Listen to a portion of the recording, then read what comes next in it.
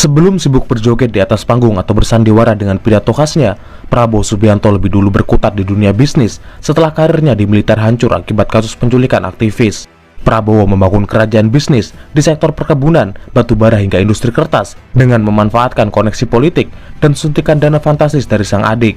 Grup usaha Prabowo menaungi puluhan anak perusahaan dan menguasai lahan hampir 500.000 hektar atau nyaris 7 kali lipat luas Singapura. Ia mengakuisisi perusahaan yang hampir bangkrut milik Roni Soeharto, berkomplot dengan tokoh politik lokal untuk menguasai konsesi batubara, hingga terlibat dalam skandal Paradise Papers karena terhubung dengan perusahaan cangkang di negara suaka pajak. Karir militer yang dibangun Prabowo selama puluhan tahun runtuh bersamaan dengan lengsernya sang mertua dari kursi presiden akibat tekanan dan gelombang perlawanan rakyat. Sehari setelah Soeharto mengundurkan diri pada 21 Mei 1998, Prabowo yang menjabat sebagai Pangkostrat diberhentikan dari jabatannya oleh Habibie setelah menerima laporan mengenai pengerahan pasukan di bawah kendali Prabowo tanpa sepengetahuan Panglima ABRI yang memunculkan isu kudeta dan upaya intimidasi. Prabowo menganggap pencopotannya sebagai sebuah penghinaan bagi keluarganya. Ia juga berdalih bahwa pengerahan pasukan itu justru dilakukan untuk mengamankan situasi dan menjaga presiden. Namun, keputusan Habibie sudah bulat. Prabowo tetap dicopot dari jabatannya dan kemudian dikirim ke Bandung sebagai Komandan Sesko ABRI.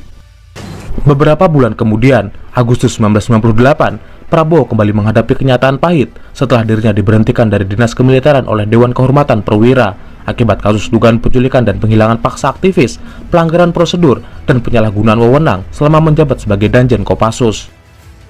Setelah diberhentikan dari dinas militer, Prabowo memilih meninggalkan Indonesia dan menetap di Yordania. Kepergiannya ini memunculkan banyak spekulasi. Beberapa pihak menyebut dirinya sengaja kabur untuk menghindari proses hukum, sementara kubu yang lain berdalih kepergiannya ke luar negeri karena situasi Indonesia yang belum stabil.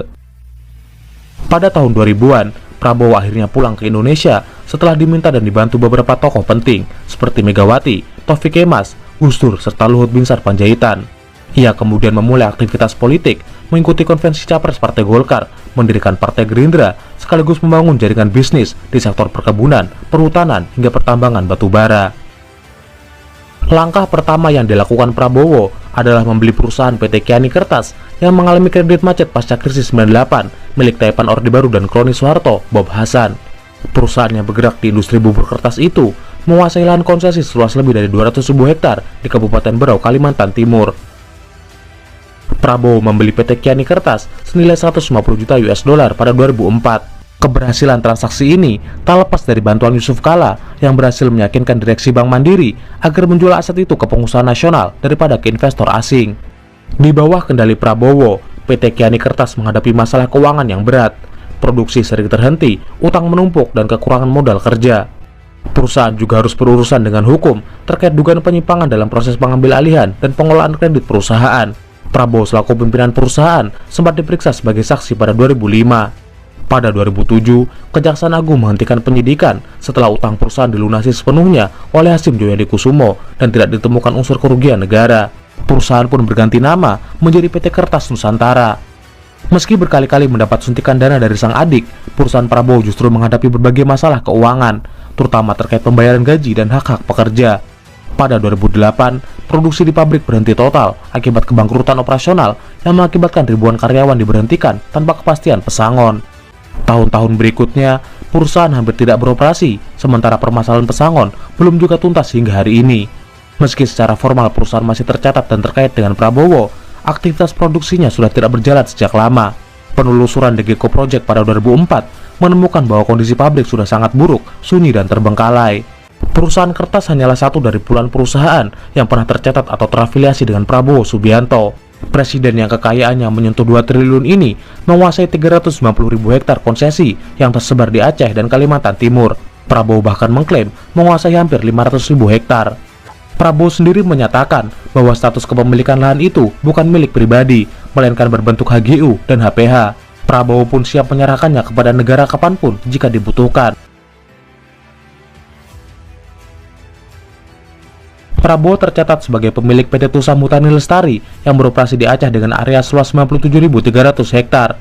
PT Kiani Hutani Lestari yang menguasai lahan seluas 53.083 hektar di Kabupaten Kutai Timur, dan PT Tanjung Redep Butani serta PT Belantara Pustaka dengan total luas lahan keseluruhan mencapai 195.000 hektar yang berlokasi di Kabupaten Berau, Kalimantan Timur. Banyak dari perusahaan ini yang sudah tidak aktif dan tidak ditemukan nama Prabowo sebagai pemegang sahamnya. Dalam kasus PT Tanjung Redep Butani misalnya, Prabowo tidak tercatat sebagai pemegang saham, tapi orang dekat, kolega politik dan kader senior Gerindra muncul sebagai pemegang saham ataupun komisaris. Edi Prabowo, kader Gerindra yang pernah menjabat sebagai Menteri Kelautan dan Perikanan di Kabinet Jokowi, pernah menjadi pemegang saham mayoritas. Edi kemudian dicokok KPK akibat kasus korupsi benih lobster pada 2020. PT Tanjung Redep Butani kini dimiliki oleh Aris Marsudianto, kolega sekaligus tim pendukung Prabowo yang kini dilantik sebagai Kepala Badan Pengendalian Pembangunan dan Investigasi Khusus. Temuan Dekiko Project pada 2024 menunjukkan bahwa perusahaan ini telah melakukan penebangan kayu di Kalimantan Timur. Perusahaan lain yang juga pernah terhubung dengan Prabowo Subianto adalah perusahaan perkebunan kelapa sawit PT Tidar Kerinci Agung di Sumatera Barat. Prabowo menjabat sebagai Dewan Komisaris, sementara mantan istrinya, Titik Soeharto, dan adiknya, Hashim Joyadi Kusumo, terdaftar sebagai pemegang saham. Pada 2018, perusahaan ini telah dijual ke perusahaan yang terdaftar di Singapura. Selain itu, ada juga perusahaan perikanan PT Jaladri Swadesi Nusantara yang kerap disebut-sebut sebagai milik Prabowo. Tidak diketahui apakah perusahaan ini masih aktif karena sulitnya menemukan data pencarian. Yang pasti, perusahaan ini masih bagian dari grup usaha Nusantara Energi milik Prabowo yang kemudian mengantarkan namanya masuk ke dalam daftar skandal Paradise Papers pada 2017.